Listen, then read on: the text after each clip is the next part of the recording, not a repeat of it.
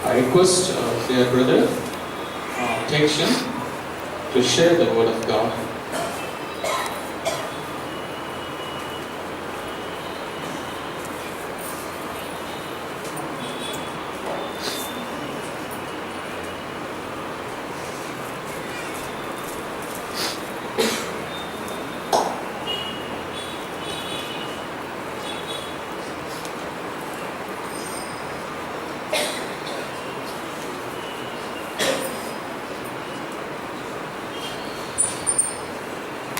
Praise the Lord. मैं प्रभु का धन्यवाद करता हूँ इस समय के लिए कि मैंने एक मौका दिया कि आप लोग के बीच में आऊँ और परमेश्वर की आराधना और उसकी स्तुति करूँ। ప్రభు నేను స్తుతిస్తా ఉన్నాను ఎందుకంటే మీ అందరి మధ్య ఈ రోజు ఉండి మీతో కలిసి ప్రభుని ఆరాధించడానికి ఆయన నాకు అనుగ్రహించినటువంటి యొక్క అవకాశాన్ని బట్టి और आप लोगों को देखकर मैं प्रभु का धन्यवाद करता हूँ कि आप लोग इस तरह से इकट्ठे होकर प्रभु की आराधना करते हैं। మేమందరిని చూస్తా ఉన్నప్పుడు నాకు చాలా సంతోషంగా ఉంది మీరందరూ కలిసి దేవుని ఆరాధన చేస్తా ఉన్నారు। और जहाँ हम लोग सेवा करते हैं हम इस तरह से लोगों को नहीं देख पाते हैं आराधना करते हुए। సో మిమ్మల్ని అందరిని చూస్తా ఉన్నప్పుడు నాకు చాలా సంతోషంగా ఉంది ఎందుకో తెలుసా నేను ఎక్కడైతే సేవ చేస్తా ఉన్నానో అలాంటి ప్రాంతాల్లో ఈ విధంగా ఇలాంటి గుంపులుగా అక్కడ చేరి ఆరాధించడం అనేది ఉండదు। जब मैं रमेश भाई के साथ में आ रहा था रमेश तो रास्ते में मैंने देखा कुछ बच्चे लोग एक लंबी लाइन लगाते हैं सफेद कपड़े पहने हुए हाथों में बाइबल लिए हुए चल रहे थे। సో నేను సేవ భారత్ నుంచి ఇక్కడికి వస్తా ఉన్నప్పుడు మన యొక్క సహోదరు రమేష్ కలిసి వస్తా ఉన్నప్పుడు ఆ యొక్క మార్గంలో నేను చూశాను కొంతమంది తెల్లని వస్త్రాలు ధరించుకొని బైబిల్ పట్టుకొని నడుచుకుంటూ వెళ్తా ఉన్నారు రోడ్డు మీద। जब मैंने वो देखा तो मैंने सोचा कि ना प्रभु आप हिमाचल में कब ऐसा करने जा रहे हो। అది చూసినప్పుడు నా హృదయంలో ఒకటే అనిపించింది యేసయ్య హిమాచల్ ప్రదేశ్లో ఇలాగ ఎప్పుడు నేను చూడాలి అనిపించింది। जब ये सारी बातें हम देखते हैं हमें उत्साह मिलता है सेवा करने के लिए। సో ఇవన్నీ మేము విషయాన్ని చూస్తా ఉన్నప్పుడు ప్రభు కొరకు ఇంకా పరిచర్య చేయడానికి మాకు ప్రోత్సాహం దొరుకుతా ఉంది। हिमाचल में जब हम सेवा करते हैं हम बहुत लोगों को जाकर प्रभु के सुसमाचार का प्रचार करते हैं। जब लोग प्रभु में नहीं आ पाते तो हमारे लिए बहुत ही ज़्यादा निराशा का समय होता है। సో హిమాచల్ ప్రదేశ్లో మేము అనేక మంది దగ్గరికి వెళ్ళి సువార్త ప్రకటిస్తా ఉన్నప్పుడు వారందరూ కూడా ప్రభు దగ్గరికి రాకుండా ఆయన తృణీకరిస్తా ఉన్నప్పుడు ఈ పరిచర్యలో మాకు ఎంతో నిరుత్సాహము అనేకసార్లు వస్తూ ఉంది। और जब कभी हम लोग साउथ में आते हैं साथ या आंध्रा तमिलनाडु केरला जब हम लोगों की भीड़ को देखते हैं కానీ మేము సౌత్ వచ్చినప్పుడు అంటే ఆంధ్ర కానీ తమిళనాడు కేరళ ఇలాంటి ప్రాంతాలకి సౌత్కి వచ్చినప్పుడు దక్షిణ భారతదేశానికి వచ్చినప్పుడు ఈ విధంగా చాలా గుంపులుగా జనాన్ని మేము చూడగలుగుతున్నాం। तो ये सारी बातें देखकर हम उत्साह से भर जाते हैं और वापस जब हम जाते हैं फिर से प्रभु की सेवा में लग जाते हैं। సో కాబట్టి ఈ విధంగా మేము దక్షిణ ప్రాంతానికి వచ్చినప్పుడు మేము అందరిని చూసినప్పుడు మేము విశ్వాసంలో ఇంకా బలపరచబడి మేము మరలా వెళ్ళి సేవలో కొనసాగడానికి మాకు తోడ్పడతా ఉంది। और आज का जो पैसेज है जिस भाग को मैंने लिया वो यूहन्ना की पुस्तक का 3 अध्याय 1 से लेके हम 21 तक प्रभु के वचन को देखेंगे इन पदों में। సో యోహాను సువార్త 3వ అధ్యాయము మొదటి వచనం నుంచి మనం చదువుకుందాం। जॉन 3 इसे पद में जाने से पहले मैं इंट्रोड्यूस करना चाहूँगा अपने आप को और जो मेरे साथ आए हुए हैं। సో దేవుని యొక్క వాక్యంలోనికి వెళ్ళబోయే ముందు నా మధ్యకు నన్ను తర్వాత నాతో వచ్చిన వారిని మీకు పరిచయం చేయాలని ఆశపడతా ఉన్నాను।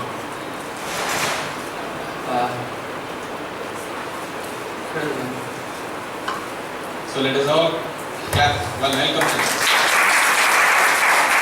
आपका नाम बता देना।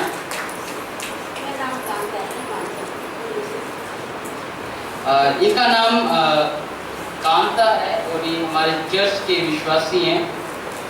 ఇక సహోదరి పేరు ఆమె పేరు కాంత ఆమె మా యొక్క సంఘంలో విశ్వాసి।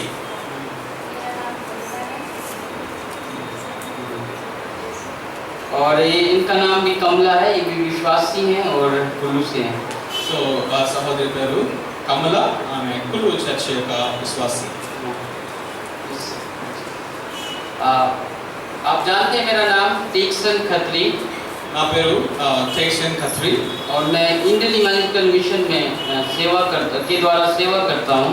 నేను ఇండియన్ ఇవాంజలికల్ మిషన్స్ అని ఐఎం అనేటువంటి సంస్థ ద్వారా సేవ చేస్తా ఉన్నాను. कुल्लू में కుల్లూరులో ఉంటా ఉన్నాను. और मेरा परिवार है, मेरे 2 बच्चे, एक बेटी है जो नर्सरी में पढ़ती है और 18 सितंबर को वो 4 साल पूरा करेगी।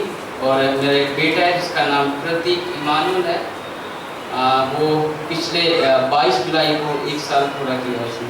సో ఒక సహోదరుని యొక్క కుటుంబము కుల్లూరులో ఉంటా ఉన్నారు. 2 పిల్లలు, బాబు ఆయనకి 1 సంవత్సరం కంప్లీట్ అయిపోతా ఉంది జూలైకి. అదేవిధంగా కుమార్తె డిసెంబర్లో ఆమెకి 4 సంవత్సరాలు కంప్లీట్ అయిపోతా ఉన్నాయి.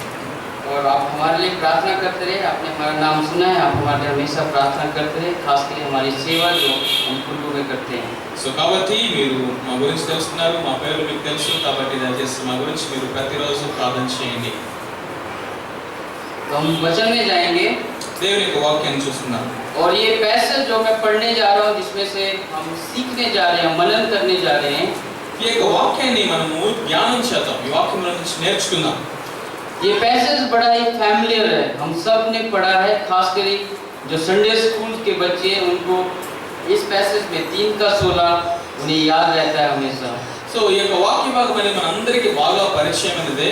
సండే స్కూల్ పిల్లలకు కూడా 3వ అధ్యాయము 6వ వచనం యోహాను 16 అంటే అందరికీ బాగా పరిచయమే. ఈ యొక్క వాక్య భాగం అందరికీ తెలిసిందే.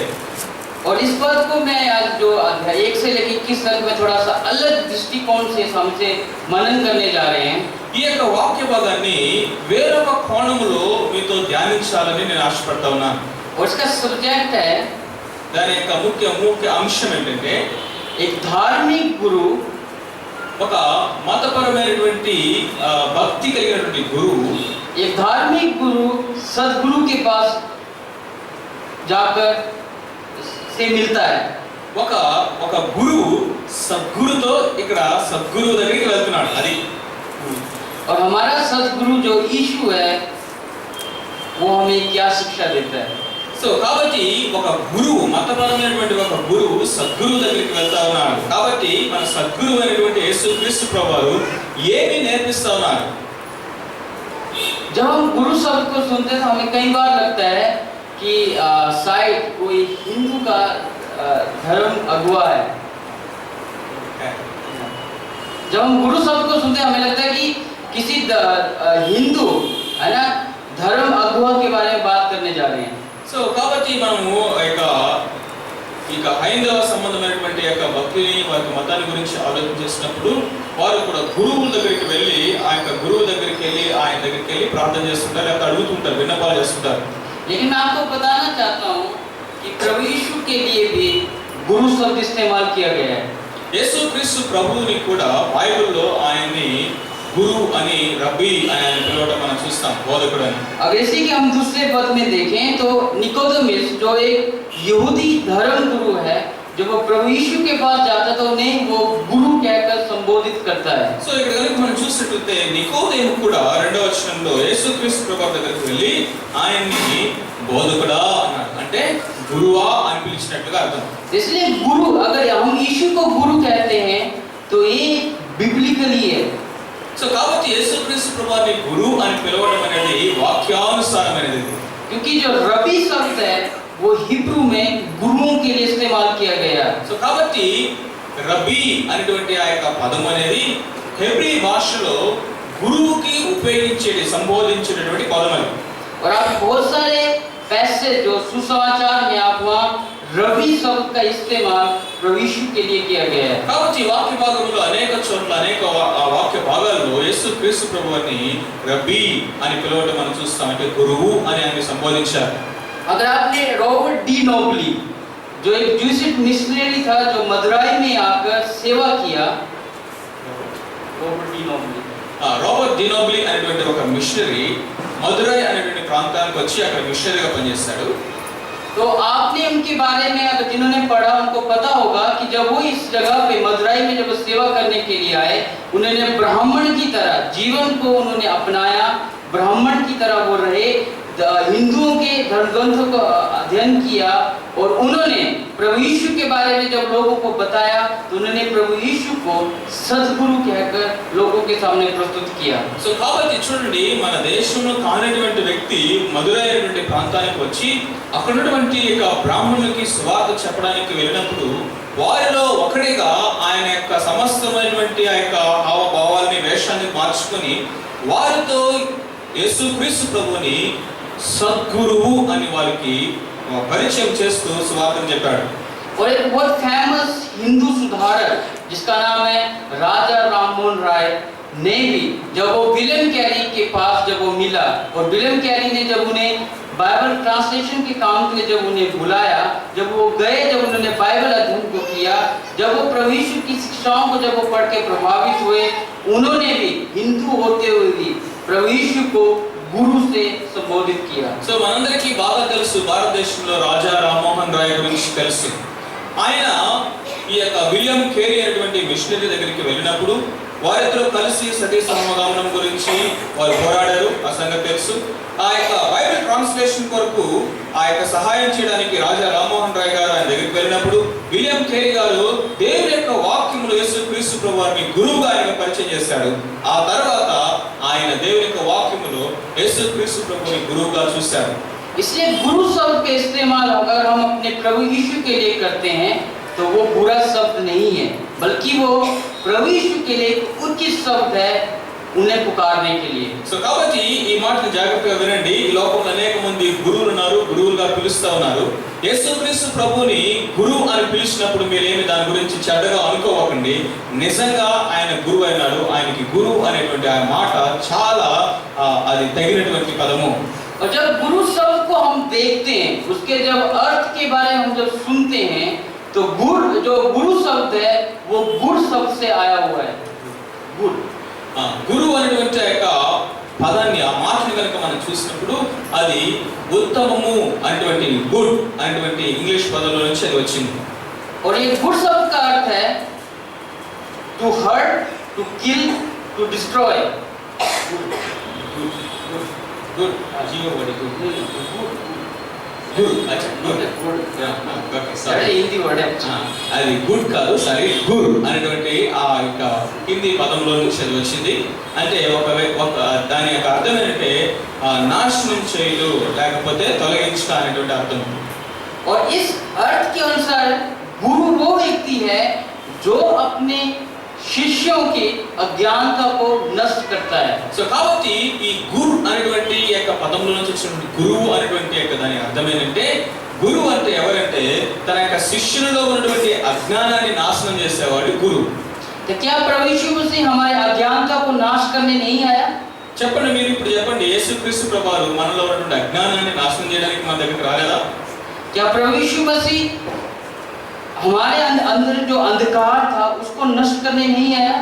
చెప్పండి, మీరు మనలో ఉన్నటువంటి చీకటిని ఆయన పారదోలడానికి మన దగ్గరికి రాలేదా? निश्चय वो आया, ఖచ్చితంగా వచ్చాడు, అవునా కదా? इसलिए हम उसे गुरु कहते మీరు కూడా हैं। మాట్లాడుతూ ఉండండి। और हम इस तीसरे अध्याय में यूहन्ना के 3 से लेकर 21 पद तक हम पढ़ते हैं उस सतगुरु की वाणी को जो यहूदी गुरु के साथ वो बात करता है।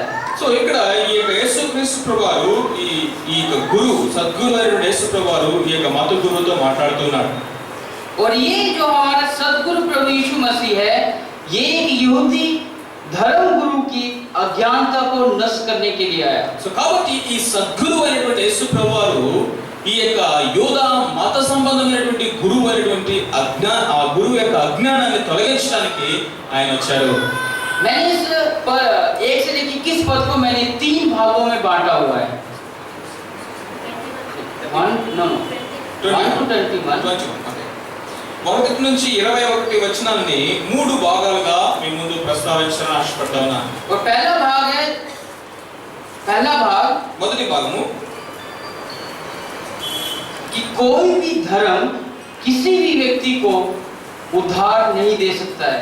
సో మొట్టమొదటి ఆ యొక్క భాగం ఏంటంటే ఏ మతమైనా సరే ఒక వ్యక్తికి రక్షణ కలుగు చేయదు।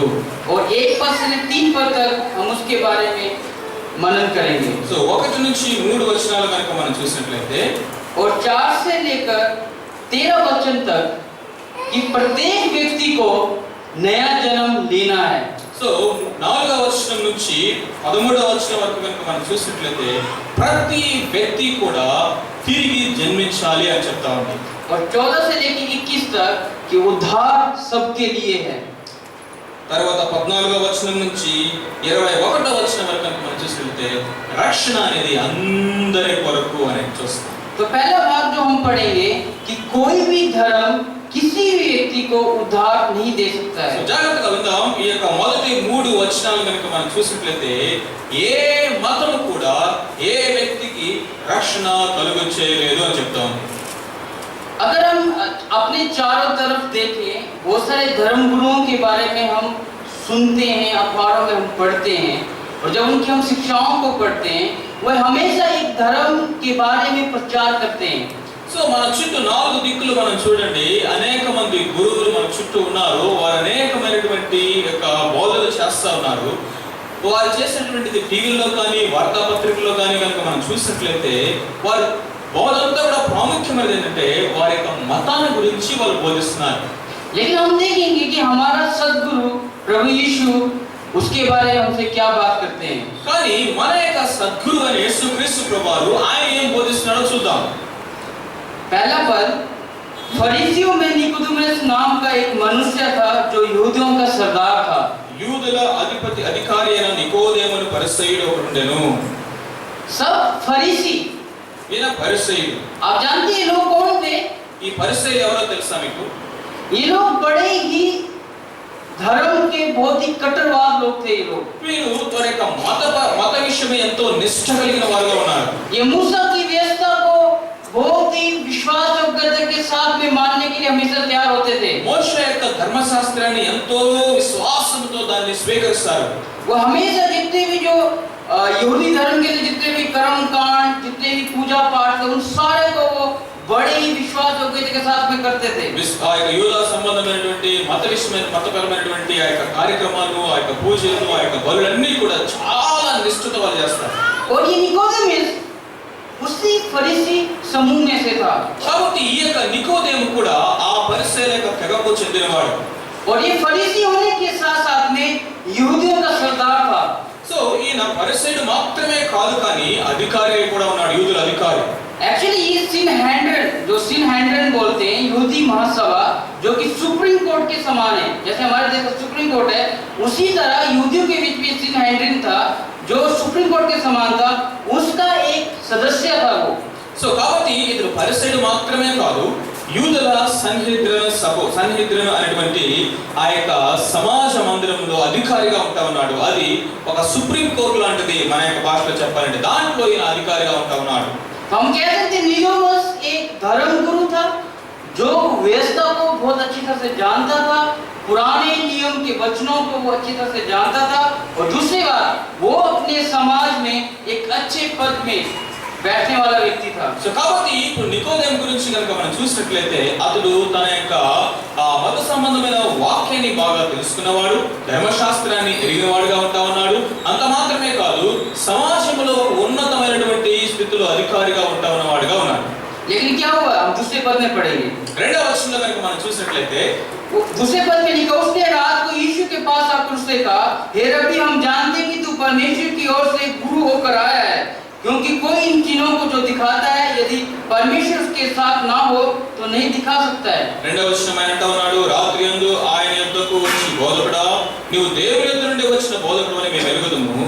దేవుడు అతనికి తోడగించినే గాని నీవు చేయించిన సూచక్రియలను ఎవడునూ చేయలేడని ఆయనతో చెప్పెను. कई लोग बोलते हैं कि निकोदेमुस शायद उसका वो डर की वजह से या अपने आप को यहूदी लोगों के सामने नहीं दिखाना चाहता था कि वो यीशु के पास गया, इसलिए वो रात को यीशु के पास आया। సో కారణం ఏదైనా అయి ఉండొచ్చు, కానీ భయం చేత అయి ఉండొచ్చు, యూదులకి దాన్ని చూపించుకోకూడదానికి అయి ఉండొచ్చు. కారణం ఏదైనప్పటికీ కూడా అతను యేసుక్రీస్తు ప్రభు దగ్గరికి రాత్రి సమయంలో వెళ్ళాడు. लेकिन कारण कोई भी हो, लेकिन ये धर्म गुरु यीशु के पास आया। ఏ కారణమైనా సరే అయి ఉండొచ్చు, యేసు ప్రభు దగ్గరికి మాత్రం వచ్చాడు. उसने यीशु को गुरु कहकर संबोधित भी किया। రావటమే కాదు, యేసుక్రీస్తు ప్రభువుని సరిగా సంబోధించి ఆయన్ని గురువు అని పిలిచాడు. लेकिन यीशु ने क्या उत्तर दिया, तीसरे वचन में पढ़ेंगे। సో 3వ వచనం చూడండి యేసుక్రీస్తు ప్రభువు ఆయనకి ఏం సమాధానం చెప్పాడు? यीशु ने उसको उत्तर दिया, मैं तुझसे सच सच कहता हूँ, यदि कोई नए सिरे से ना जन्मे तो परमेश्वर का राज्य देख नहीं सकता। అందుకు యేసు అతనితో, ఒకడు క్రొత్తగా జన్మించితేనే కానీ అతడు దేవుని రాజ్యమును చూడలేడని నీతో నిశ్చయముగా చెప్పుచున్నాను। अभी तक देखिए प्रभु यीशु मसीह ने उसके सवाल का जवाब कभी नहीं दिया कि हाँ मैं परमेश्वर की तरफ से आया हूँ, मैं परमेश्वर की तरफ से गुरु होकर आया। उन्होंने ऐसा नहीं कहा, बल्कि उन्होंने डायरेक्ट पॉइंट उन्होंने बात की, यदि कोई व्यक्ति नए सिरे से अगर जन्म ना ले वो परमेश्वर के राज्य में प्रवेश नहीं कर सकता है। ఇప్పటి వరకు కనుక మీరు చూసినట్లయితే యేసుక్రీస్తు ప్రభువారు అతని యొక్క ప్రశ్నకి సమాధానం చెప్పలేదు। ఏమన్నాడు ఆయన? నువ్వు బోధకుడు అన్నాడు, దానికి నేను బోధకుడిని అని అనలేదు। దేవుడి నుండి వస్తేనే కానీ ఇలాంటి గొప్ప కార్యాలు చేయడం ఒకడు అన్నాడు, అవును నేను దేవుడి దగ్గర నుంచి వచ్చాడని ఏం చెప్పలేదు। కానీ ఆయన డైరెక్ట్ గా ముఖ్య అంశంలోకి వెళ్ళిపోయి ఏం చెప్తున్నాడంటే, ఒకడు క్రొత్తగా జన్మిస్తే గానీ పరలోక రాజ్యాన్ని చూడలేడు అని ఈ మత గురువుతో చెప్తున్నాడు। अगर हम इसके दूसरे अध्याय यूहन्ना उसके दूसरे अध्याय उसके अगर 23, 24 और 25 वचन को हम लोग पढ़ें तो हम इधर पाते हैं कि बहुत सारे लोगों ने यीशु के ऊपर विश्वास किया क्योंकि यीशु ने बहुत सारे आश्चर्य कर्मों को किया। ఎందుకు ఈ నికోదేము ఆయన దగ్గరికి వచ్చి అయ్యా దేవుడు అతనికి తోడై ఉంటేనే కానీ ఇంత గొప్ప ఆశ్చర్య కార్యాలు చేయలేడు అని చెప్పినాడంటే, 2వ అధ్యాయము 23, 24, 25 కనుక మనం చూసినట్లయితే యేసుక్రీస్తు ప్రభువారు పస్కా పండుగ సమయంలో ఆయన దేవాలయంలో అనేకమైన అద్భుత కార్యాలు చేశాడు అని రాస్తున్నారు। परंतु यीशु ने क्या किया? यीशु ने 24 में लिखा है, परंतु यीशु ने अपने को उनके भरोसे पर नहीं छोड़ा क्योंकि वो सबको जानता था। సో ఆ యొక్క సూచక్రియలు చూసి ఆయన నా ముందు అనేక మంది విశ్వాసం ఉంచిరి। 24 అయితే యేసు అందరినీ ఎరిగిన వాడు కనుక ఆయన తన్ను వారి వశము చేసుకొనలేదు। और 25 वचन में लिखा क्योंकि वो आप ही जानता था कि मनुष्य के मन में क्या है। ఎందుకంటే గనుక ఆయన మనిషిని అంతరంగంలో ఎరిగిన వాడు కనుక ఎవడను మనిషిని గురించి ఆయనకు సాక్ష్యం ఇవ్వనక్కర్లేదు। और हमारा प्रभु यीशु मसीह जब निकोदेमुस को देखा तो प्रभु यीशु मसीह ने उसके हृदय की अवस्था को जान लिया कि ये व्यक्ति जो है इसकी हृदय की अवस्था क्या है। సో కాబట్టి యేసుక్రీస్తు ప్రభువు నికోదేమును చూసినప్పుడు తన హృదయాన్ని చూశాడు, ఆ హృదయ అవసరత ఏంటో ఎరిగాడు। కాబట్టి డైరెక్ట్ గా ఆ హృదయ అవసరతల గురించే యేసు ప్రభు మాట్లాడుతూ ఉన్నాడు। इसीलिए प्रभु यीशु मसीह ने निकोदेमुस की जो जरूरत थी, जो आवश्यकता थी, उसके ऊपर उन्होंने बात करना शुरू किया। సో కాబట్టి యేసుక్రీస్తు ప్రభువు నికోదేము ఏ విషయంలో అతను ఎరుగలేనాడో ఆ విషయాన్ని డైరెక్ట్ గా చెప్తూ ఉన్నాడు।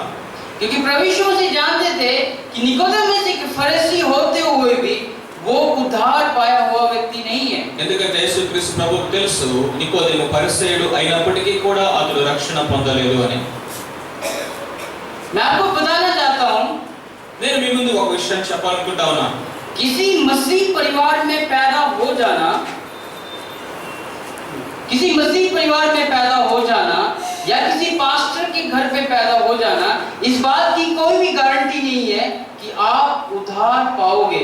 కాబట్టి ఒక క్రైస్తవ కుటుంబంలో పుట్టడం వలన లేకపోతే ఒక పాస్టర్ గారికి నువ్వు జన్మించడం వలన నీవు రక్షణ పొంది ఉన్నావు అనుకుంటే అది తప్పు। అలాంటి గ్యారెంటీ ఏమీ లేదు। इसलिए कोई भी धर्म, चाहे वो मसीह धर्म क्यों ना हो, आपको उद्धार नहीं दे सकता है। కాబట్టి ఏ మతాన్ని మీరు చూసుకున్నా అది క్రైస్తవ మతమైనా మీకు మారు మనసు రక్షణ కలుగు చేయలేదు। निकोदेमुस क्या था? विश्वास को देखे तो वो कहता कि मैं जानता हूँ कि तू परमेश्वर की तरफ से आया हुआ गुरु है, क्योंकि कोई भी इस तरह की आश्चर्य कर्मों को नहीं कर सकता है। సో కాబట్టి యేసుక్రీస్తు ప్రభువును చూడగానే వెంటనే నికోదేము అన్న మాట అంటే నువ్వు దేవుని యొద్ద నుండి వచ్చివాడు అని నేను ఎరుగుదును, ఎందుకంటే దేవుని యొద్ద నుంచి ఒకడు రాకపోతే ఇలాంటి ఆశ్చర్యకార్యాలు ఎవడో చేయలేడు అన్నాడు। हमारे साथ भी ऐसा हो सकता है, हम लोग भी प्रभु यीशु मसीह के चमत्कारों को देखकर उसके ऊपर विश्वास कर सकते हैं। సో మన జీవితంలో కూడా ఇలాగే జరిగి ఉండొచ్చు। యేసుక్రీస్తు ప్రభువు చేసినటువంటి అద్భుతాలని, ఆశ్చర్యకార్యాలని, స్వస్థత కార్యాలను చూసి ఆయన మీద నువ్వు విశ్వాసం ఉంచేవేమో। लेकिन उसकी गारंटी नहीं है कि हम लोग परमेश्वर के राज्य में प्रवेश करेंगे। సో ఆ విధంగా ఆయన కార్యాలను చూసి నువ్వు నమ్మినట్లయితే దేవుని రాజ్యంలో నువ్వు ఉంటావన్న గ్యారెంటీ లేదు। तो इस बात को प्रभु यीशु ने, जो हमारा सदगुरु है, इस बात को प्रमाणित किया कि कोई भी धर्म या किसी प्रकार का कोई भी कर्म हमें परमेश्वर के राज्य में प्रवेश नहीं करवा सकता है। కాబట్టి ఈ విషయాన్ని యేసుక్రీస్తు ప్రభువు ఎంతో ఖచ్చితంగా ప్రమాణముగా ఆయన చేసి అంటే ఒక స్టాండర్డ్ గా ఆయన చేసి మనకు చూపిస్తా ఉన్నాడు. ఏంటంటే ఏ మతము కూడా ఒక వ్యక్తిని దేవుని రాజ్యంలోకి తీసుకురాలేదు. अब प्रश्न ये उठता है कि हमारा उद्धार होगा कैसे? సో ఇప్పుడు మళ్ళీ వెంటనే మీకు ఒక ప్రశ్న రావచ్చు, సరే మనకి మారు మనసు ఎలా రక్షణ ఎలా పొందుకుంటాము, ఎలా కలుగుతుంది అని. और उसके अगर आप पढ़े तीसरे पद को पढ़े फिर 4 पद में 5, 6 से लेकर आप 13 पद तक पढ़े, इसमें प्रभु यीशु मसीह निकोदेमुस के साथ बात करते हैं नए जन्म के बारे में. సో కాబట్టి 4వ వచనం నుంచి 13వ వచనం వరకు గనుక మనం చూసినట్లయితే యేసుక్రీస్తు ప్రభువారు నికోదేముతో క్రొత్తగా జన్మించడం ఎలాగో ఆయన చెప్తున్నారు. इसलिए मेरा दूसरा जो आउटलाइन है वो ये है कि हर एक व्यक्ति को नया जन्म लेना है. కాబట్టి రెండవ అంశము మన యొక్క వర్తమానంలో ఏంటంటే ఈ యొక్క 4 నుంచి 13 వరకు ప్రతి ఒక్క వ్యక్తి కూడా క్రొత్తగా జన్మించవలెను. और इस नए जन्म के बारे में जब हम बात करते हैं तो हमारे पास बहुत सारे सवाल है. ये है क्या चीज, ये होता कैसे है?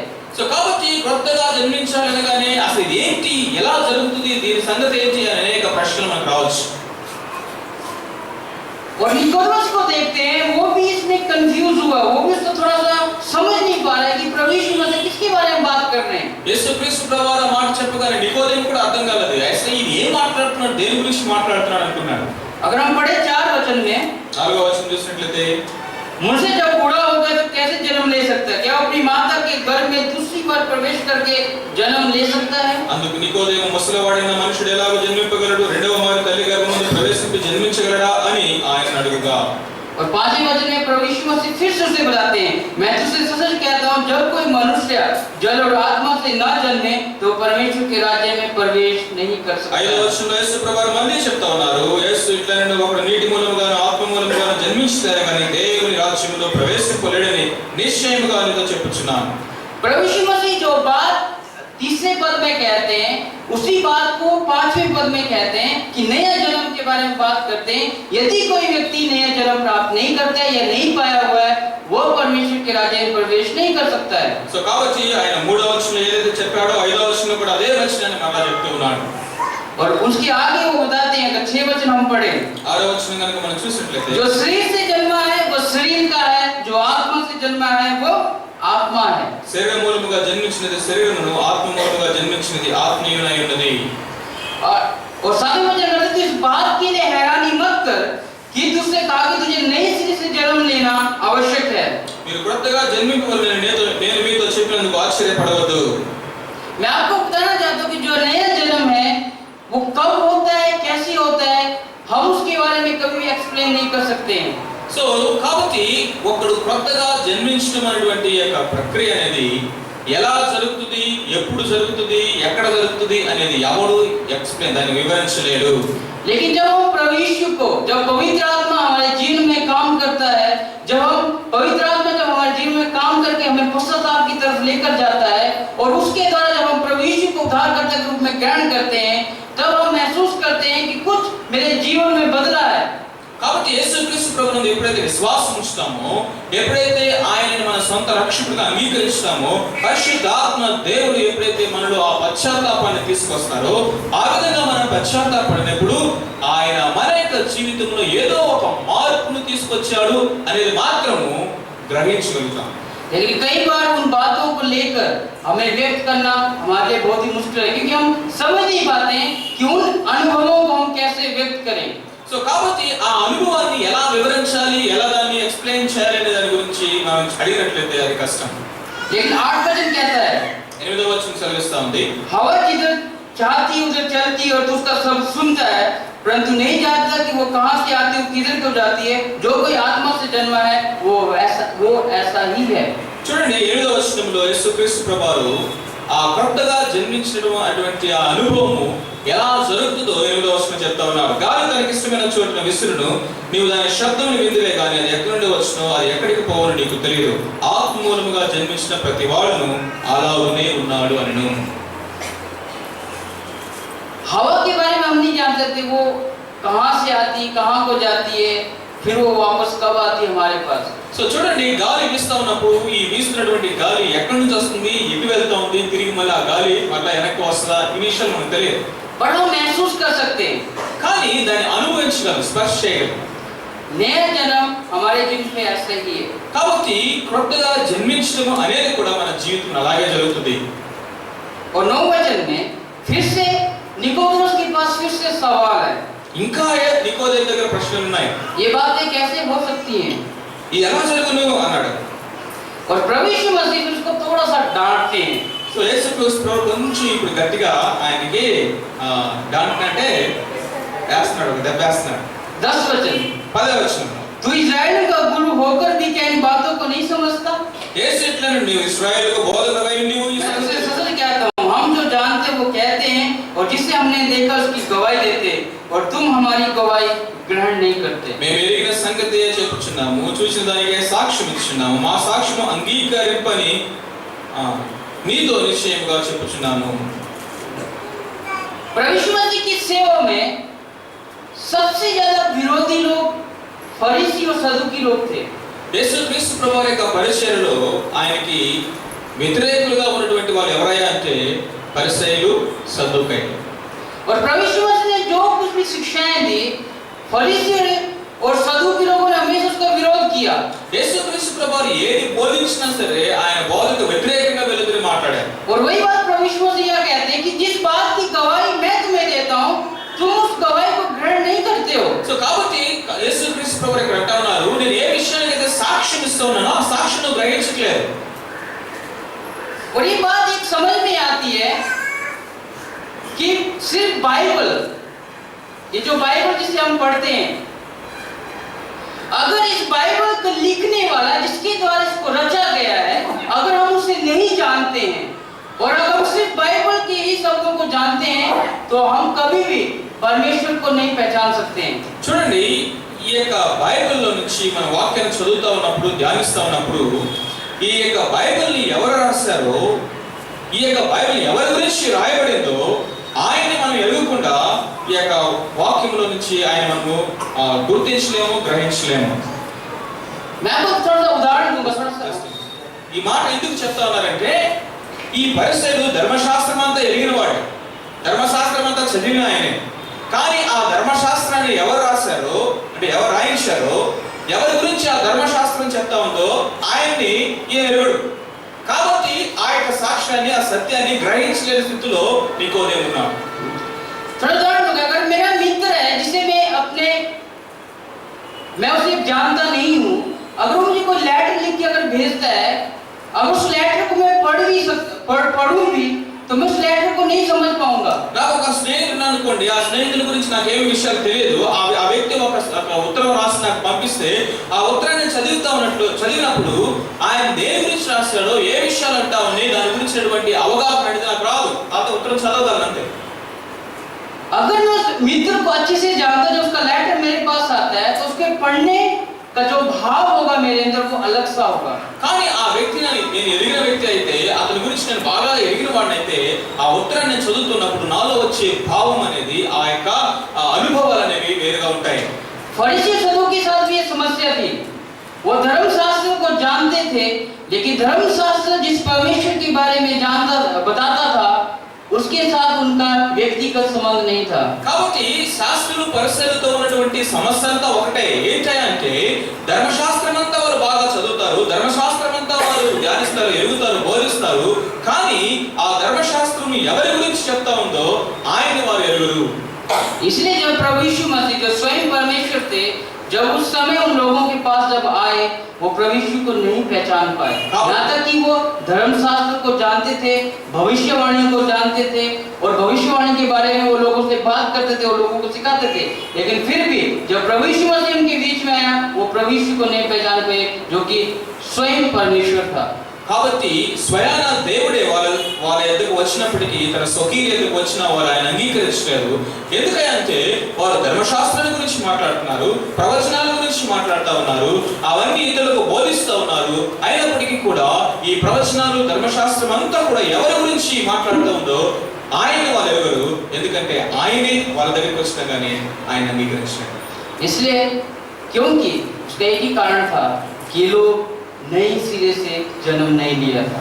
దానికి అంతటికీ కారణం ఒకటే, అదేంటంటే వీరికి తిరిగి జన్మించిన అనుభవము లేదు.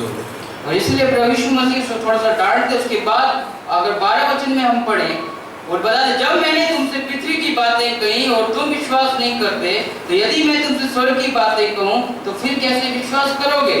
కాబట్టి ఆ విధంగా కొంచెం గద్దించిన తర్వాత యేసు ప్రభువారు 12వ వచనం అంటున్నాడు, భూ సంబంధమైన సంగతులు నేను మీతో చెప్పితే మీరు నమ్ముకున్నప్పుడు పరలోక సంబంధమైన మీతో చెప్పినదా ఎలాగ నమ్ముదురు? अगर दूसरे शब्दों में अगर इस वचन को हम लोग देखें, प्रभु यीशु मसीह जो स्वर्ग में थे, वो धरती में मानव रूप के रूप में हमारे बीच में आए। अगर उस मानव रूप को परमेश्वर की हम लोग अगर समझ नहीं पाए, तो जो परमेश्वर जो स्वर्ग में अपनी महिमा के साथ में बैठा हुआ है, हम उसे कैसे समझ सकते हैं? జాగ్రత్తగా వినండి ఈ మాటని. యేసుక్రీస్తు ప్రభువారు పరలోకమును, ఆ నిత్యమైన మహిమను అవన్నీ విడిచిపెట్టి ఆయన మానవ రూపిగా ఈ లోకానికి వచ్చినప్పుడు ఈ లోక సంబంధంగా ఆయన ఏమై ఉన్నాడు, లేకపోతే మానవుడిగా ఆయన ఏమై ఉన్నాడు అన్న సంగతి నీకు అసలు అర్థం కాకపోతే ఆ పరలోక మహిమల గురించి, ఆ పరలోక సంగతుల గురించి అసలు ఎలా అర్థం చేసుకోగలవు? और 13 वचन में कोई स्वर्ग पर नहीं चढ़ा, केवल वही जो स्वर्ग से उतरा, अर्थात मनुष्य का पुत्र जो स्वर्ग में है। 13వ వచనం, మరియు పరలోకము నుండి దిగి వచ్చిన వాడే అనగా పరలోకములో ఉండు మనిషి కుమారుడే తప్ప పరలోకమునకు ఎక్కిపోయిన వాడు ఎవడునూ లేడు. और प्रभु यीशु मसीह एक दावा करते हैं कि उन्होंने बताया कि मैं जो स्वर्ग में चढ़ के आया, मैं तुम्हें बता सकता हूँ परमेश्वर पिता के बारे में। సో కాబట్టి యేసుక్రీస్తు ప్రభువారు ఇక్కడ ఒక సవాలు చేస్తా ఉన్నాడు. ఏంటో తెలుసా? పరలోకము నుండి వచ్చిన వాడు నేనే కనుక పరలోకమందున్నటువంటి ఆ తండ్రి అయిన దేవుడు ఎలా ఉంటాడో నేను మాత్రమే చెప్పగలను. अगर उसे यूहन्ना रचित 14 के 6 पद में पढ़े, यीशु से कहते हैं, मार्ग और सत्य और जीवन मैं हूँ, मेरे बिना मेरे द्वारा कोई पिता के पास नहीं पहुँच सकता है। యోహాను సువార్త 14వ అధ్యాయం 6వ వచనం కనుక మనం చూసినట్లయితే అక్కడ మనం చూస్తా ఉన్నాం, ఏమంటాడు యేసుక్రీస్తు ప్రభువారు? యేసు నేనే మార్గమును సత్యమును జీవమును, నా ద్వారానే తప్ప ఎవడునూ తండ్రి యొద్దకు రాడు. एक बात जो प्रभु यीशु मसीह बिल्कुल स्पष्ट कहते हैं कि मैं स्वर्ग में चढ़ के आया, इसलिए मैं पिता को तुम्हारे लिए प्रकट कर सकता हूँ। సో కాబట్టి ఒక విషయాన్ని యేసుక్రీస్తు ప్రభువారు చాలా ఖచ్చితంగా ఖండితంగా చెప్తున్నాడు. ఏంటో తెలుసా? పరలోకము నుండి దిగి వచ్చిన వాడు నేనే కాబట్టి ఆ తండ్రి దేవుడి గురించి నేను మాత్రమే మీకు చెప్పగలను, ప్రకటించగలను. और प्रभु यीशु मसीह ये भी कहते हैं कि मार्ग सत्य और जीवन मैं हूँ और मेरे बिना कोई भी पिता के पास नहीं पहुँच सकता है। ఇంకా యేసుక్రీస్తు ప్రభువారు ఈ విషయాన్ని కూడా చెప్తా ఉన్నాడు. ఏంటంటే నేనే మార్గమును సత్యమును జీవమునైనాను, నా ద్వారా తప్ప ఆ తండ్రి దగ్గరికి ఎవరు వెళ్ళలేరు. मैंने आपको पहले कहा कि कोई भी धर्म मनुष्य को उद्धार नहीं दे सकता है। ముందుగా నేను మీతో ఒక మాట నేను స్పష్టం చేస్తున్నాను. అదేంటంటే ఏ మతమైనా సరే అది మనుషులకు రక్షణ కలుగు చేయలేదు. क्योंकि हर एक धर्म परमेश्वर के बारे में बात करता है, परमेश्वर के ऊपर विश्वास करता है, लेकिन एक ही मजहब जो प्रभु यीशु मसीह है उसके बारे में बात नहीं करता है। సో ప్రతి ఒక్క మతము కూడా ఏం చేస్తానంటే దేవుని గురించి మాట్లాడుతూ ఉంది, లేకపోతే ఆ పరలోకాన్ని గురించి మాట్లాడుతూ ఉంది, కానీ కేవలం యేసుక్రీస్తు ప్రభువారు మాత్రమే ఆ యొక్క మార్గాన్ని చూపించాడు, దాన్ని ప్రకటించాడు. इसीलिए कोई भी धर्म हमें उद्धार नहीं दे सकता है, क्योंकि वो यीशु की मध्यस्थता जिसके द्वारा हम पिता के पास पहुंचते हैं उसको वो इनकार करता है, अस्वीकार करता है। సో కాబట్టి ఏ మతము కూడా ఎందుకు మనకు రక్షణ ఇవ్వలేదు అనే దానికి కారణం ఏంటంటే యేసుక్రీస్తు ప్రభువారు నేనే మార్గమును సత్యమును జీవం అని చెప్తా ఉన్నప్పుడు ఆ మార్గాన్ని ఆ యొక్క మతం అంగీకరించట్లేదు కాబట్టి. और इसलिए जब हम प्रभु यीशु के ऊपर विश्वास करते हैं, जब प्रभु यीशु के ऊपर विश्वास करते हैं कि वो हमारे पापों के लिए दुनिया में आया, उसने हमारे पापों को अपने कंधों के ऊपर लेकर क्रूस पे वो मर गया और तीसरे दिन वो जी उठा, जब इस तरह के विश्वास को जब अपने जीवन में जब हम ग्रहण करते हैं पश्चाताप हृदय के साथ में, तब हम अपने जीवन में नया जन्म को पाते हैं। కాబట్టి మన జీవితంలో యేసుక్రీస్తు ప్రభువారు మన పాపముల కొరకు ఈ లోకానికి వచ్చారని, ఆయన సమస్తమైనటువంటి మన పాపములను ఆయన తన యొక్క శరీరమందు మ్రాను మీద భరించి ఆయన మరణించి పాతి పెట్టబడి మూడో దినాన తిరిగి లేచారు అని మన హృదయమందు విశ్వాసం ఉంచినప్పుడు అప్పుడు మనం తిరిగి జన్మించిన అనుభవాన్ని పొందుకుంటాం. क्योंकि एक धर्म हमें सिखाता है कि तुम उद्धार को कमा सकते हो, पुण्य करो, अच्छे काम करो, अच्छे भले काम करो, तो तुम उद्धार पा सकते हो। ఒక మతం ఏం చెప్తుందంటే నీవు రక్షణను సంపాదించుకోవచ్చు అంటది. ఎలాగా? మంచి కార్యాలు చేసి, పుణ్యకార్యాలు చేసి, దాన ధర్మాలు చేసి రక్షణను, ముక్తిని నువ్వు సంపాదించుకోవచ్చు అంటది. लेकिन प्रभु यीशु मसीह कहते हैं मैं तुम्हें उद्धार देता हूं. కానీ యేసుక్రీస్తు ప్రభు అంటారు నేనే నీకు రక్షణ ఇస్తాను అన్నాడు. और वो अनुग्रह के साथ हमें उद्धार देता है और वो बोलता है कि तुम इसे ग्रहण करो. సో యేసుక్రీస్తు ప్రభు అన్నారు నేను ఆ యొక్క కృపను బట్టి నేను నీకు ఇది ఇస్తా ఉన్నాను, దాన్ని స్వీకరించు అని చెప్తున్నాడు అంతే.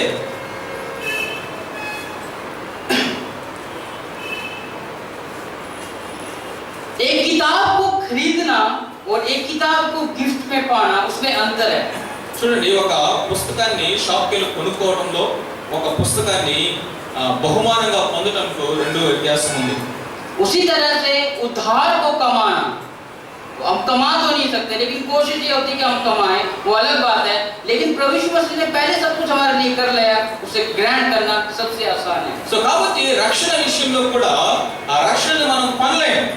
ఒకవేళ పొందడానికి ప్రయత్నం చేసే ఆ ప్రయత్నము యేసుక్రీస్తు ప్రభువు ఉచితంగా ఇస్తానన్నప్పుడు స్వీకరించడం అనేది రెండు వేరువేరుగా ఉన్నాయి. धर्म जहां हमें घमंड करना सिखाता है, वही नया जीवन हमें नम्र होना हमें सिखाता है. సో మతము అనేది మనము గర్వంలో నడిపిస్తా ఉంది, గర్విష్ఠులుగా చేస్తా ఉంది. ఎందుకంటే నేను దీన్ని సంపాదించుకున్నాను నా మంచి కార్యాలను బట్టి అని. కానీ ఈ యొక్క రక్షణ అనేది మనల్ని దీనత్వంలోకి నడిపిస్తా ఉంది. ఎందుకయ్యా అంటే ఆయన ఉచితంగా ఇచ్చాడు, కేవలం మనం స్వీకరించామంతే. क्योंकि प्रभु यीशु ने अनुग्रह करके, है ना, जब हम पापी ही थे, जब हमने इस बात को सोचा हम पापी थे, परमेश्वर ने हमारे ऊपर अनुग्रह करके, दया करके हमें उद्धार जो है जिसे हम कमा नहीं सकते, हमें उसने मुफ्त में हमारे हाथों में दे दिया. సో కాబట్టి మనం ఇంకా పాపమై ఉండగానే యేసుక్రీస్తు ప్రభువు తన యొక్క తండ్రి అయిన దేవుడు తన అపారమైన కృపలో ఈ గొప్ప రక్షణను ఆయన మనకు ఉచితంగా బహుమానంగా అనుగ్రహించాడు. और हम आगे जाएंगे वो उद्धार जो धर्म हमें दे नहीं सकता और जो उद्धार हमारे नए जीवन के द्वारा हमें पाते हैं वो किसके लिए, किन लोगों के लिए वो, तो हम उसको पढ़ेंगे 14 से लेकर 21 पद तक. और मैं बताऊंगा उद्धार सबके लिए है. సో రెండవ భాగంలో మనం చూసాము ప్రతి వారు కూడా తిరిగి జన్మించాలని. మూడవది ఈ యొక్క తిరిగి జన్మించిన అనుభవం అనేది, ఈ రక్షణ అనేది ఎవరెవరికి అనేది మూడవ భాగంలో మనం చూద్దాం. परमेश्वर के सामने ऐसा नहीं है कि सिर्फ पुरुषों के लिए उद्धार है. దేవుడు కేవలం పురుషులకే రక్షణ అని చెప్పలేరు. परमेश्वर के सामने ऐसा नहीं कि सिर्फ उद्धार जो स्त्री लोगों के लिए. సో కానీ యేసుక్రీస్తు ప్రభువు దేవుడు ఎప్పుడు కూడా స్త్రీలకే రక్షణ అని చెప్పలేరు. परमेश्वर के लिए ऐसा नहीं कि उद्धार सिर्फ उन्हीं लोगों के लिए है जो बड़े ही धार्मिक स्वभाव के हैं. సో బాగా భక్తి కలిగినటువంటి ఆ యొక్క కుటుంబానికి చెందినటువంటి వాళ్ళకే రక్షణ అని ప్రభు చెప్పలేరు. परमेश्वर सिर्फ उद्धार उन्हीं लोगों को नहीं देता जो लोग दिन में 12 घंटे से प्रार्थना करते हो, बाइबल पढ़ते हैं. సో రోజు లేచి బైబిల్ చదువుతున్నటువంటి వాళ్ళకే రక్షణ అని ప్రభు ఎప్పుడు చెప్పలేరు. परमेश्वर का उद्धार सबके लिए है. దేవుడు అనుగ్రహించినటువంటి రక్షణ అందరికీ. 14 पद में पढ़ेंगे. और जिस रीति से मूसा ने जंगल में सांप को ऊंचे पर चढ़ाया, उसी रीति से आवश्यक है कि मनुष्य का पुत्र भी ऊंचे पर चढ़ाया जाए, ताकि जो कोई इस पर विश्वास करे वो अनंत जीवन पाए. 14వ వచనం, అరణ్యంలో మోషే సర్పముని ఎలాగ ఎత్తునో అలాగే విశ్వసించే ప్రతి వాడును నశింపక ఆయన ద్వారా నిత్య జీవము పొందునట్లు మనుష్య కుమారుడు ఎత్తబడవలెను.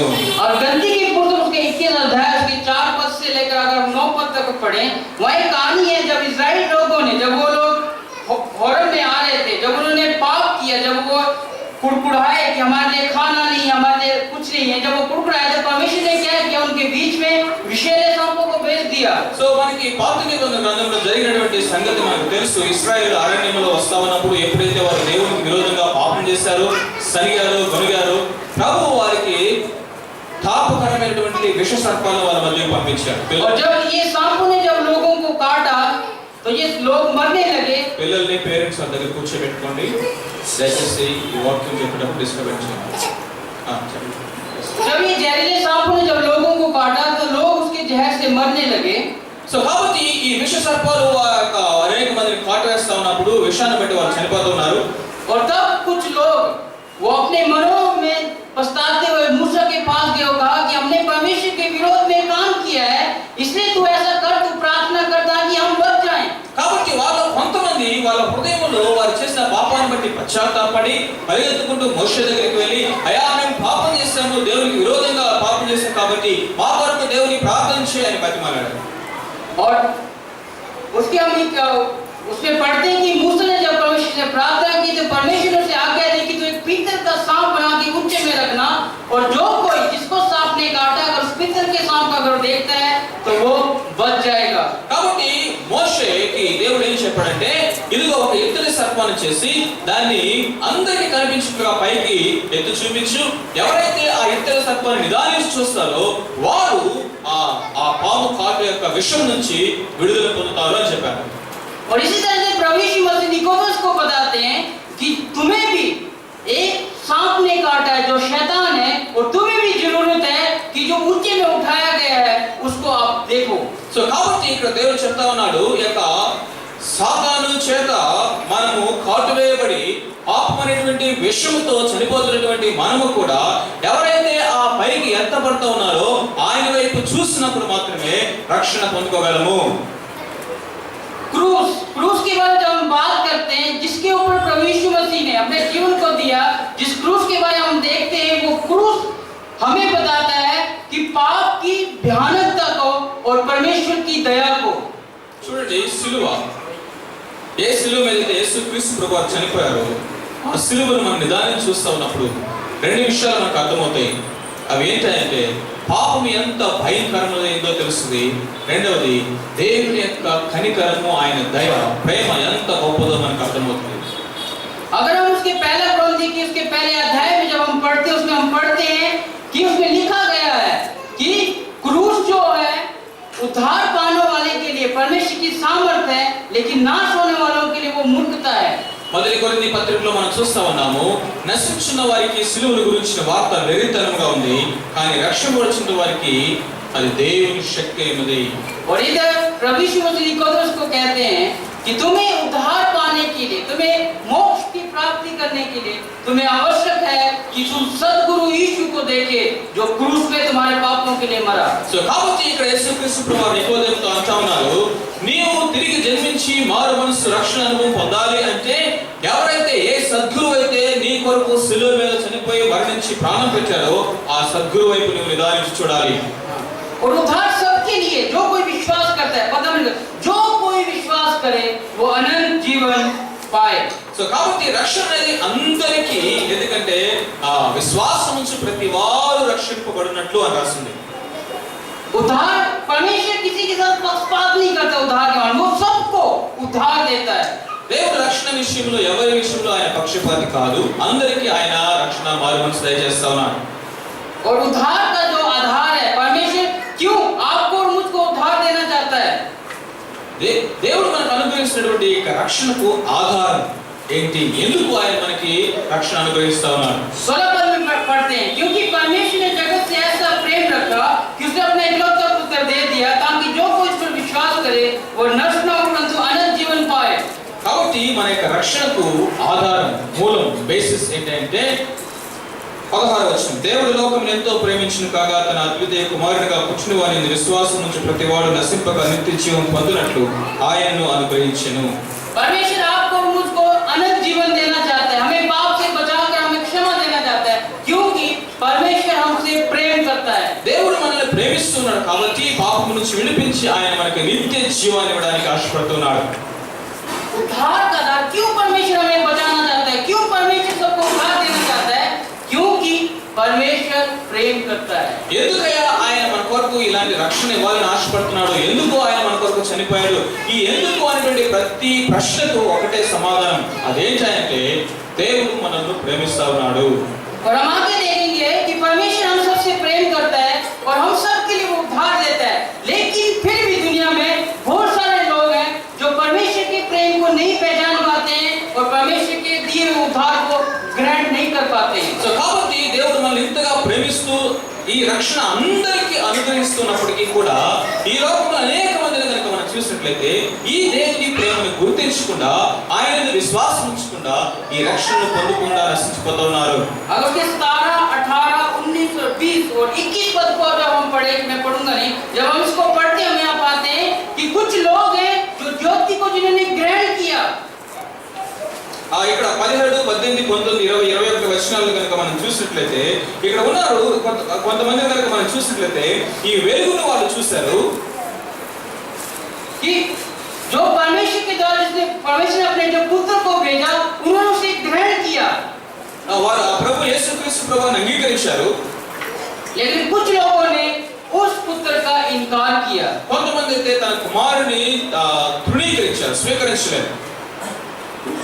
तो आपको पता है परमेश्वर ने उद्धार सबको दिया है, लेकिन वो उद्धार हमारे जीवन में तभी लागू हो सकता है जब हम परमेश्वर के पुत्र प्रभु यीशु को ग्रहण करते हैं। उसकी जो ज्योति जो संसार में भेजी गई है उसको जब हम ग्रहण करते हैं तब हम उद्धार को पाते हैं।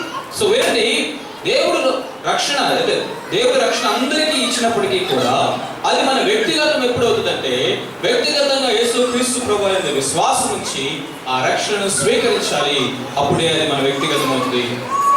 और हमने देखा, हमने 3 बातें यहाँ देखी। सबसे पहले बात हमने देखी कि कोई भी धर्म हमें उद्धार और मोक्ष नहीं दे सकता है। సో కాబట్టి మొట్టమొదటి యొక్క అంశం మనం చూసినట్లయితే ఈ లోకంలో ఏ మతం కూడా ఒక వ్యక్తిని రక్షించలేదు. और दूसरी बात हमने सीखी कि उद्धार पाने के लिए हमें नए सिरे से जन्म लेना आवश्यक है। రెండవది మనం చూసాము ఆ విధంగా రక్షింపబడడానికి మనము తిరిగి జన్మించవలసిన ఆవశ్యకత ఉంది. और तीसरी बात जो हमने देखी कि उद्धार सबके लिए है। మూడవది మనం చూసాము రక్షణ అనేది అందరి కొరకు దేవుడు సిద్ధపరిచింది. परमेश्वर हमसे प्रेम करता है, इसलिए वो हमारा उद्धार करना चाहता है। దేవుడు మనల్ని ప్రేమిస్తున్నాడు కాబట్టి ఆయన మనల్ని రక్షించాలనుకుంటా ఉన్నాడు. लेकिन हम में से कई लोग उस परमेश्वर के प्रेम को ग्रहण नहीं कर पाते, प्रभु यीशु मसीह को ग्रहण नहीं कर पाते, जिसके कारण वो उद्धार नहीं पाते। దేవుడు అందరికీ రక్షణ అనుగ్రహించాడు, కానీ కొంతమంది ఆ రక్షణ తృణీకరించారు, క్రీస్తు ప్రభువుని అంగీకరించలేదు, కాబట్టి వారు నశించిపోతా ఉన్నారు. मैं आपको बताना चाहता हूँ कि परमेश्वर कभी भी किसी भी व्यक्ति को नरक नहीं भेजना चाहता है। దేవుడు ఎప్పుడు ఎన్నడూ ఎవరిని కూడా నరకానికి పంపించాడు. यदि कोई नरक जाता है तो उसका खुद अपना निर्णय होता है। ఒక వ్యక్తి నరకానికి వెళ్తూ ఉన్నాడంటే తనంతట తానే నరకానికి వెళ్ళాలని నిర్ణయించుకున్నాడు కాబట్టి. और हमारा सद्गुरु यीशु एक धार्मिक गुरु के साथ 3 बातों को बांटा। మన సద్గురువు అయినటువంటి యేసుక్రీస్తు ప్రభువు ఒక మత గురువుతోటి ఈ 3 విషయాలు పంచుకుంటా ఉన్నాడు. जिस धर्म के ऊपर एक यहूदी गुरु निकोदेमुस घमंड कर रहा था कि हमारे पास अब्राहम हमारा पिता है, मूसा से हमें व्यवस्था मिली हुई है, हमारा जो हिस्ट्री बहुत ही रिच है, हम स्वर्ग में जाएंगे। लेकिन प्रभु यीशु ने बोला नहीं, तुम लोग स्वर्ग में नहीं जाओगे। సో ఈ యొక్క మత గురువు మాకు అబ్రహాము ఉన్నాడు, ఆయన మా పితరుడు, మోషే ద్వారా మాకు ధర్మశాస్త్రం వచ్చింది అని వేటి విషయమైతే గర్విస్తూ ఉన్నాడో వాటి వేటి ద్వారా కూడా నువ్వు రక్షణ పొందుకోలేవు అని అతన్ని చెప్తున్నాడు. लेकिन प्रभु यीशु ने बोला तुम्हें नए सिरे से जन्म लेना है। కానీ మారు మనసు పొందుటకు రక్షణ పొందుటకు ఒకటే ఒకటి, అదేంటంటే మనం తిరిగి జన్మించాలి. तुम्हें अपने पापों से पश्चाताप करना है। నీ పాపం విషయమై నువ్వు పశ్చాత్తాపడాలి. और जो परमेश्वर ने जो उद्धार के लिए जो रास्ता खोला है उस रास्ते को ग्रहण करना है। ఏ యొక్క మార్గాన్ని అయితే ప్రభు సిద్ధపరిచాడో మానవాళి రక్షణ కొరకు ఆ మార్గాన్ని అంగీకరించాలి. इसलिए धर्म परिवर्तन एक हिंदू का ईसाई बन जाना महत्वपूर्ण नहीं है, लेकिन एक व्यक्ति जो पाप है उसको प्रभु यीशु मसीह को ग्रहण करके संत बन जाना सबसे महत्वपूर्ण है। చూడండి, ఒక వ్యక్తి ఒక హిందూ మతంలో నుంచి క్రైస్తవ మతంలోనికి రావడం అనేది మత మార్పిడి అవుతుంది. అంతేగాని ఒక పాపి యేసు క్రీస్తు ప్రభువుని అంగీకరించడం అనేది మారు మనసు అవుతుంది. మతాన్ని మార్చడం కాదు, మనసు మార్చుకోవడం, రక్షణ పొందడం. और यही नया जन्म है। ఇదే కొత్త నియమము. और लास्ट में उद्धार सबके लिए। రెండవది మనం చూసినట్లయితే చివరిగా ఈ రక్షణ అనేది అందరికీ కూడా దేవుడు అనుగ్రహించాడు. हम लोग मिशनरी काम करते हैं, इसलिए करते हैं क्योंकि हमें विश्वास करते हैं कि उद्धार सबके लिए है। సో మేము మిషనరీస్ గా ఎందుకు అక్కడ మిషనరీగా పనిచేస్తా ఉన్నామంటే ఒకటే మేము నమ్ముతున్నది ఏంటంటే రక్షణ అనేది అందరికీ దేవుడు ఇస్తా ఉన్నాడు. एक व्यक्ति चाहे वो किसी भी धर्म का हो, किसी भी जाति से हो, किसी भी देश से हो, या किसी भी रंग प्रकार का हो, या किसी भी साइज का हो, परमेश्वर उससे प्रेम करता है और उसे वो उद्धार देना चाहता है। ఏ దేశంలో ఉన్నవాడైనా, ఏ భాష మాట్లాడేవాడైనా, ఎలాంటి రంగు ఉన్నప్పటికీ, ఎలాంటి వ్యక్తి అయినా సరే యేసు క్రీస్తు ప్రభువు అతన్ని ప్రేమిస్తా ఉన్నాడు, అతనికి రక్షణ అనుగ్రహిస్తా ఉన్నాడు. और मैं एक छोटी सी कहानी के साथ मैं खत्म करना चाहूंगा। ఒక చిన్న కథ మీకు చెప్పి నేను ముగించాలనుకుంటా ఉన్నాను. एक बहुत ही गरीब प्रचारक था और वो एक बहुत ही अमीर लोगों के एक बर्थडे पार्टी में शामिल हो गया। ఒక బీద బోధకుడు అంటే ఆ వాక్యం చెప్పేటువంటి ఆయన బాగా ధనవంతులైనటువంటి వాళ్ళ ఇంట్లో బర్త్డే పార్టీకి వెళ్ళాడు. और वहाँ बहुत सारे जो फिल्मी स्टार थे वो लोग भी उस पार्टी में आए हुए थे। సో ఆ యొక్క బర్త్డే పార్టీకి చాలా బాగా గొప్ప గొప్ప వాళ్ళు ఈవెన్ సినిమా స్టార్లు కూడా వచ్చారు. और वहाँ वो थे जो फेमस फिल्म स्टार था, लोग उससे मांग करने लगे कि आप एक्टिंग करो, कुछ गाना गाओ, कुछ परफॉर्मेंस दो ताकि हम लोग एंजॉय करें। సో వాళ్ళందరూ అంటా ఉన్నారు ఏంటోటి, అయ్యా నువ్వు ఒక పాట పాడు, లేకపోతే వాక్యం చెప్పు, లేకపోతే ఒక యాక్షన్ చేయి, మేమందరూ నిన్ను చూసి ఆనందిస్తాం, సంతోషిస్తాం అంటున్నారు. लेकिन सबसे पीछे एक प्रचारक बैठा हुआ है, सिंपल जैसा गरीब प्रचारक पीछे बैठा हुआ, उसने आवाज दी कि आप भजन संहिता 23 है ना, तो अपने स्टाइल में गाकर सुनाओ। ఓకే, ఆయన వెనక కూర్చున్నటువంటి యొక్క బోధకుడు ఈయన వెనక చివర కూర్చున్నాడంట. వీనని లేచి అన్నట, కీర్తనలు 23వ కీర్తనని మీ స్టైల్లో మీరు పాడుతారు. और उसने फिल्म स्टार ने बाइबल लिया, भजन संहिता 23 साम 23 उसने पढ़ा और उसने इस तरीके से पढ़ा कि हर लोग ने उसके लिए ताली बजाई। సో ఒక ఫిల్మ్ స్టార్ లేచి ఆ కీర్తన 23వ కీర్తనని తన యొక్క స్టైల్లో చదివినట్ట అందరూ ఆయన చప్పట్లు కొట్టారు.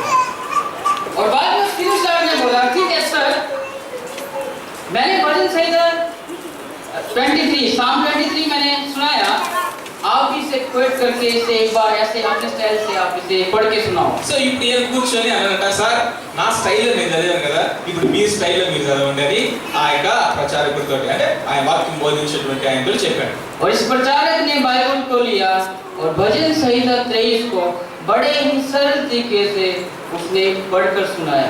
సో ఈ యొక్క 23వ కీర్తనని ఆయన చాలా స్పష్టంగా వారికి చదివి వినిపించారు.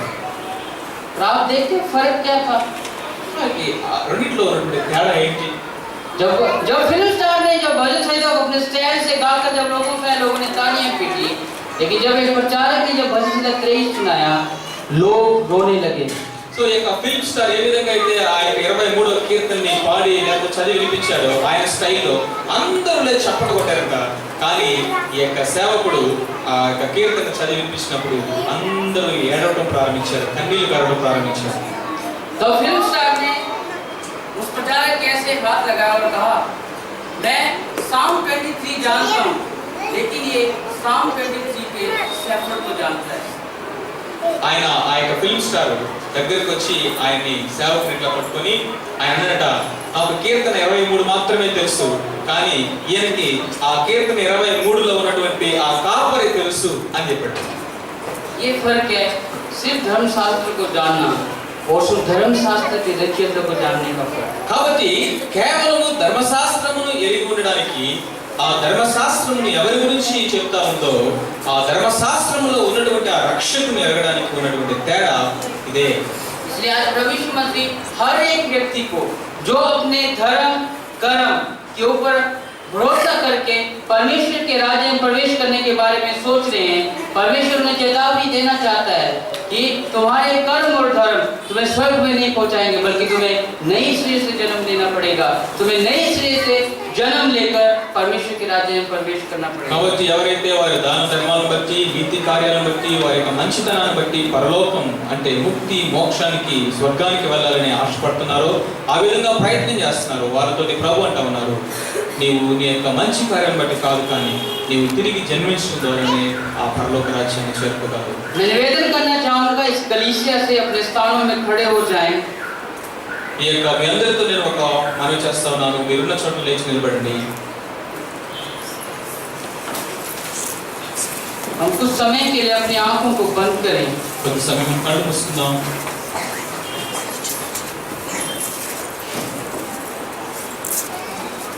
मेरी आज परमेश्वर से यही प्रार्थना है, यदि हमारे बीच में कोई ऐसा व्यक्ति है जिसने कृष्ण यीशु को ग्रहण नहीं किया है, ఇక్కడ నిలబడినటువంటి వారిలో ఇంకా ఎవరైనా సరే आज समय है कि वो ప్రభుని తన సొంత రక్షకుడిగా అంగీకరించకపోయినట్లయితే आज समय है कि वो यीशु को उद्धारकर्ता के रूप में ग्रहण करे। ఈ సమయం మీకోసమే, ఇది మీ సమయం యేసుక్రీస్తు ప్రభుని సొంత రక్షకుడిగా అంగీకరించడానికి. आप चाहे किसी चीज के ऊपर भरोसा रखें, నువ్వు దేని మీద నువ్వు స్థిరమైన విశ్వాసం, నీ భరోసా పెట్టుకున్నావు, वो आपको उद्धार नहीं दे सकता। అది నీకు రక్షణ మారు మనసు ఇవ్వలేదు. आइए हम सब मिलकर अपने जीवनों को प्रभु के हाथों में समर्पित करें। మనమందరం కలిసి మన యొక్క జీవితాన్ని క్రీస్తు ప్రభు యొక్క పాదాల దగ్గర సమర్పించుకుందాం. ప్రార్థన చేద్దాం.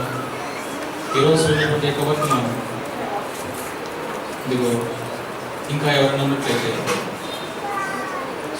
మంచి కార్యాలతో స్వనీతిని ఆధారం చేసుకుని క్రైస్తవ కుటుంబంలో నేను పుట్టాను కదా, నేను రక్షించబడ్డాను అనుకుంటున్నావా? క్రైస్తవ సేవకులకి నేను పుట్టాను కాబట్టి నేను రక్షించబడ్డాను అనుకుంటున్నావా?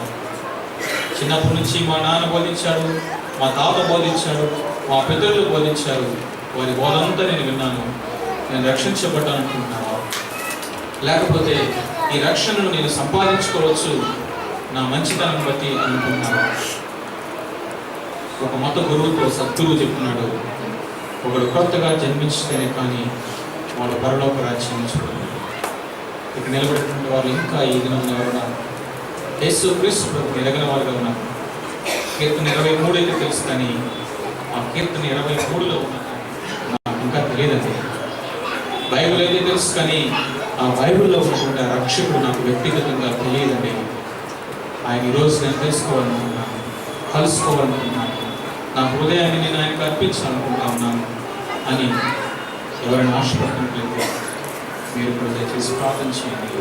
ప్రభా, నేను పాపను, ప్రభా జన్మ కర్మ పాప పురాణాలు ఉన్నాయి, వాటి నుంచి ఏ మతము నన్ను విడిపించలేదు, ఏ మతము నన్ను ప్రభా ముక్తిలోనికి మోక్షానికి తీసుకువెళ్ళలేదని విన్నాను.